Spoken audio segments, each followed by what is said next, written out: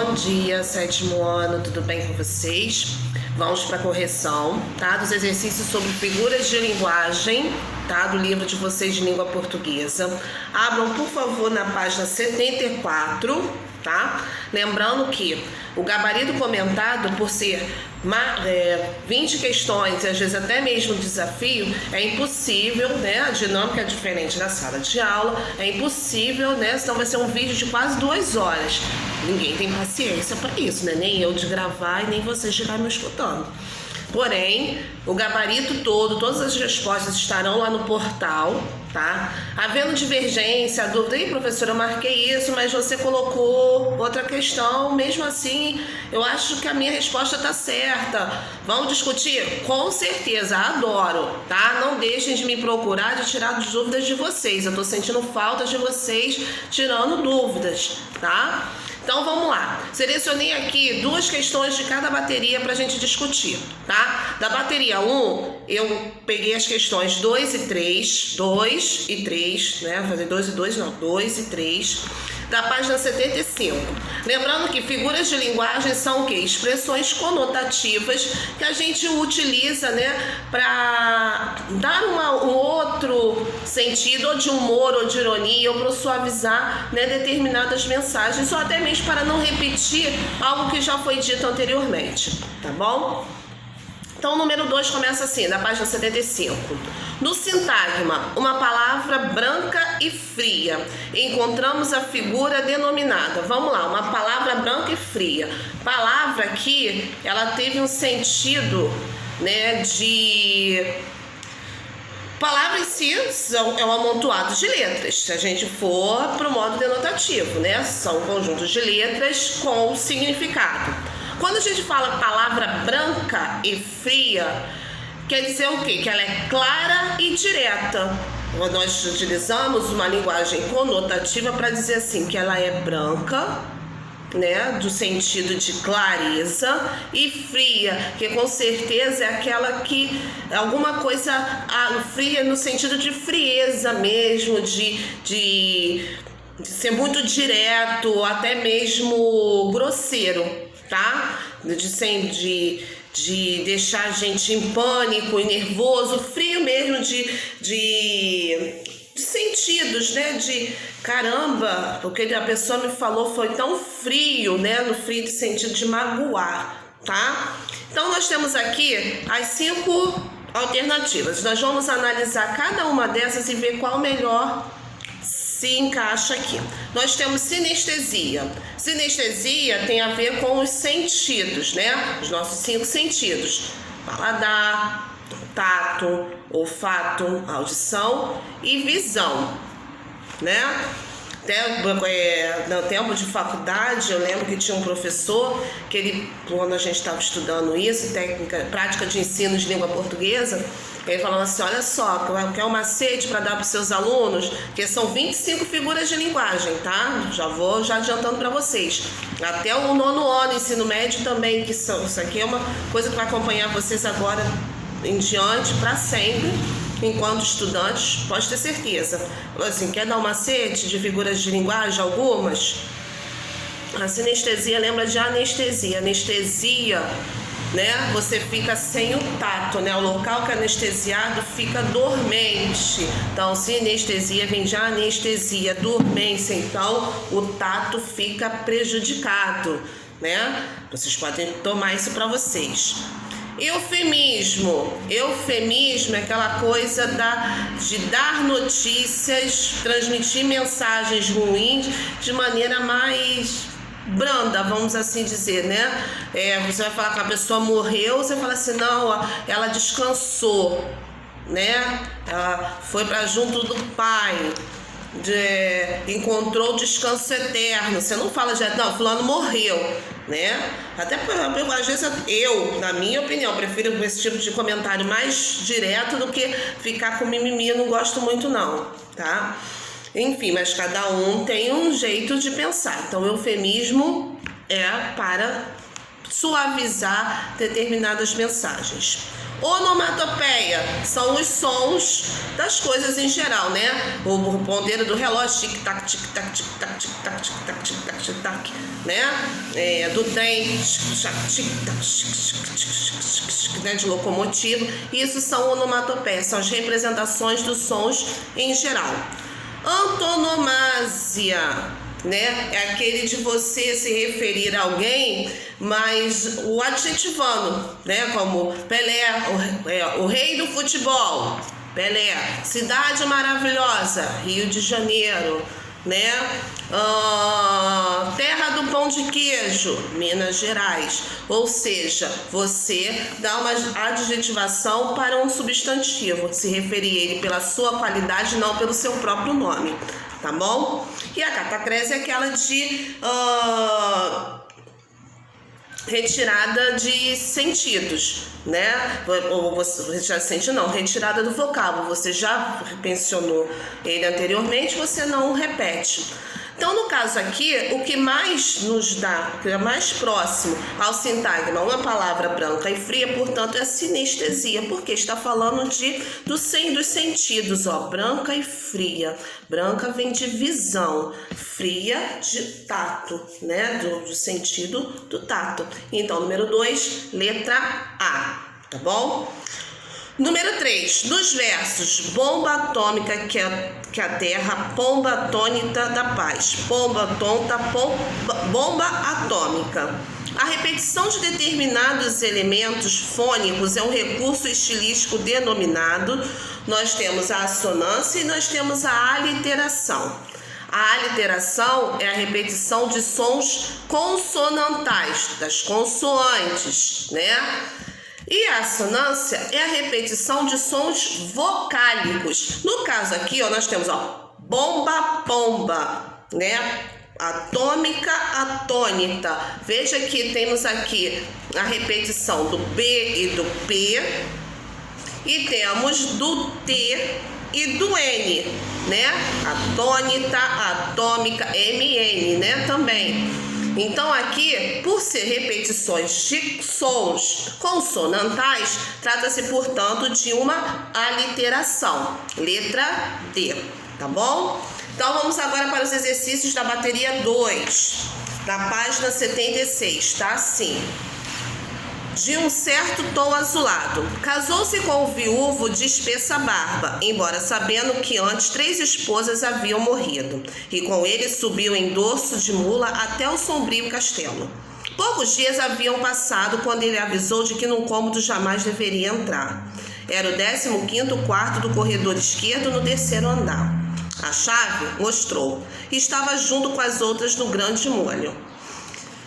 E ela seria entregue, tão certo estava de que sua virtude não lhe permitiria transgredir a ordem. E não permitiu, na semana toda em que o marido ficou no castelo. Mas chegando a oportunidade da primeira viagem, despediu-se ela acenando com a mão, enquanto com a outra apalpava no bolso a chave proibida. Só esperou ver o marido afastar-se caminho abaixo. Então, rápida, subiu as escadas do 1º, do 2º e do 3º andar, avançou pelo corredor e, ofegante, parou frente à 15ª porta. Batia seu coração, inundando a cabeça de zumbidos. Tremia a mão, hesitante, empunhando a chave. Nenhum som vinha além da pesada porta de carvalho. Apenas uma fresta de luz escorria junto ao chão. Devagar, botou a chave na fechadura. Devagar rodou, ouvindo estalar de molas e linguetas. E empurrando lentamente, bem lentamente entrou. No grande quarto, sentadas ao redor da mesa, as 3 esposas esperavam. Só faltava ela para completar o jogo de buraco, de um certo tom azulado. Então vamos lá, bem mórbido, né? Bem sinistro, vamos dizer assim, bem aterrorizante. Vamos lá, voltando agora às figuras de linguagem.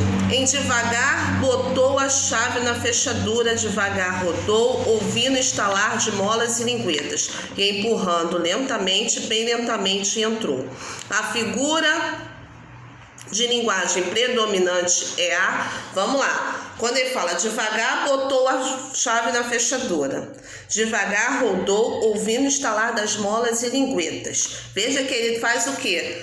Ele vai descrevendo o processo gradualmente. Ó, devagar colocou a chave, devagar rodou. Aí depois, só empurrando lentamente, bem lentamente entrou. Veja que dá uma ideia de sequenciação, de sequência gradativa. Então, a figura de linguagem predominante aí, portanto, é a letra D, gradação, tá bom? Página 77, número 8, está assim. Na frase, o fio da ideia cresceu, engrossou e partiu-se. Ocorre processo de gradação. Não há gradação em... Então, vamos analisar as 5 alternativas em que não há gradação. Gradação é aquele sentido de que as coisas estão acontecendo gradualmente, passo a passo, tá? E gradação é a ideia de passo a passo. Então, vamos lá. O carro arrancou, ganhou velocidade e capotou. Tá dando ideia de passo a passo. Primeiro deu arranque, com arranco ganhou velocidade, de tanta velocidade capotou. Aqui tem gradação. Eu quero aqui não tem gradação, tá? B, o avião decolou, ganhou altura e caiu. Gente, só tem desastre, né? Que o nosso dia seja abençoado, pelo amor de Deus. Mas enfim, aqui também temos gradação. Eu quero aqui não tem gradação. C, o balão inflou, começou a subir e apagou. É o que acontece com o balão, né? Vai só, chega até uma determinada altura e ele apaga, né? Se desfaz, aquela chama que alimenta a subida dele. Também é uma gradação. D, a inspiração surgiu, tomou conta de sua mente e frustrou-se. Também é um exemplo de gradação. Letra E, João pegou de um livro, ouviu um disco e saiu. Sim, tá? Sequência de coisas que João... Aqui eu não tenho uma sequência de coisas...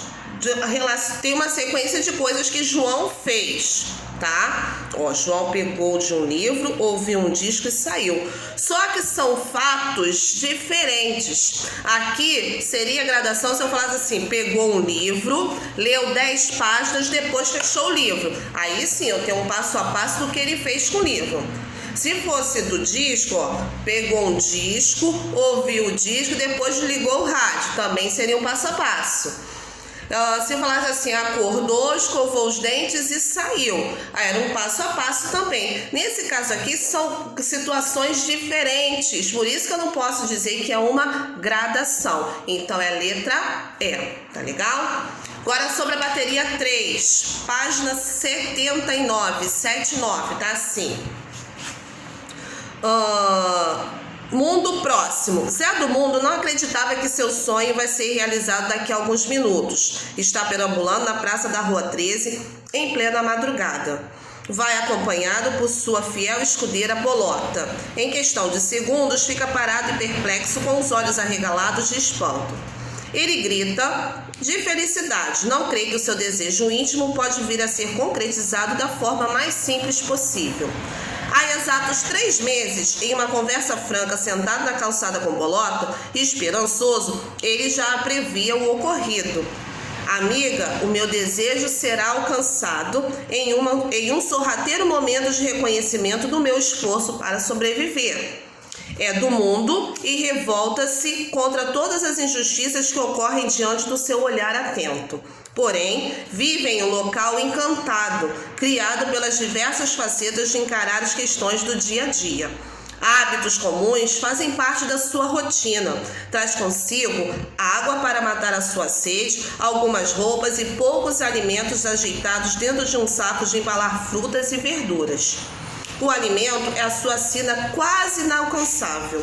Bolota está sempre atenta aos passos do seu dono. A cachorra com traços esqueléticos é mais que amiga, é uma confidente e protetora. É madrugada de fevereiro, carnaval pegando fogo nas ruas da cidade de Salvador. Zé sobrevive circulando em meio à multidão da festança. Enxerga um brilho forte com luzes refletoras e decide caminhar no sentido contrário aos blocos de carnaval. Não irá cruzar com o povo que o teme e o ignora. Até se identifica com o som percussivo do samba reggae.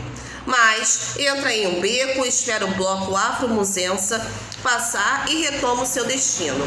Para ao lado do isopor que vende água, cerveja e bala de mascar. Quando, de repente, um comprador aparece, vira para ele olhando nos seus olhos e pergunta: aceita algo, querido? Sirva-se à vontade. Zé do Mundo se espanta, leva um grande susto ao perceber que o seu desejo está sendo realizado em meio ao sereno e na aglomeração de pessoas na praça da Rua 13. Notaram a sua existência. Ele dá um sorriso largo ao rapaz, abraça a bolota embaixo do sovaco, que retribui abanando o rabo expressando felicidade, e sai correndo aos gritos em meio à multidão feliz da vida. Nesse momento, Zé é o dono do carnaval e o rei do seu mundo.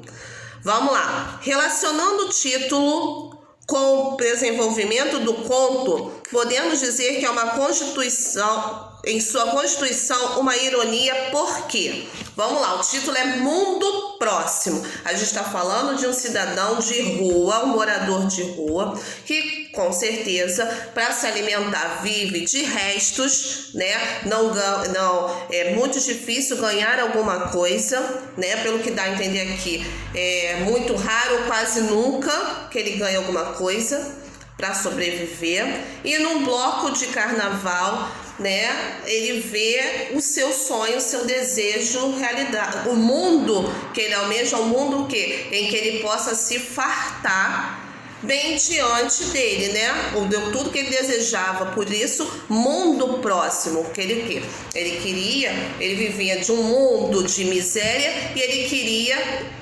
chegar ao mundo de fartura. E naquele momento, o carnaval, aquela situação em que o vendedor ali ofereceu tudo para ele, era um mundo próximo ao quê? Ao seu desejo, por isso da ironia. Então vamos lá, letra A. O termo próximo remete a um comportamento social oposto ao vivido por Zé do Mundo, o que contrasta com o sentido inicial do adjetivo.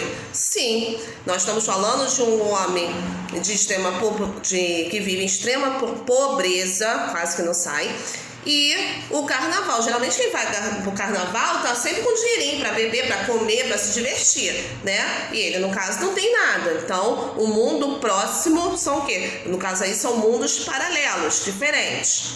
Vamos lá, a letra A por enquanto nos atende. Letra B. O termo mundo associa-se à noção de agrupamentos de blocos de carnaval nos quais se insere o personagem do Zé Mundo. Não, claro que não. Letra C. O termo próximo é um adjetivo que deve caracterizar o substantivo mundo, uma vez que estão próximos numa festa popular. Também não, a gente não tá aqui, o foco não é o carnaval, e sim a questão da pobreza e da riqueza. Então, letra C não é. Letra D. A expressão mundo próximo é representação literal da invisibilidade social, não admitindo interpretação e sentido figurado. Olha só, essa daqui em parte está certa. A expressão mundo próximo deve caracterizar é a representação literal da invisibilidade social. Sim, tá? Mundo próximo é o cara que estava na pobreza e vislumbrava a riqueza. Então são mundos próximos. Mas não admitindo interpretação e sentido figurado, é sentido figurado sim.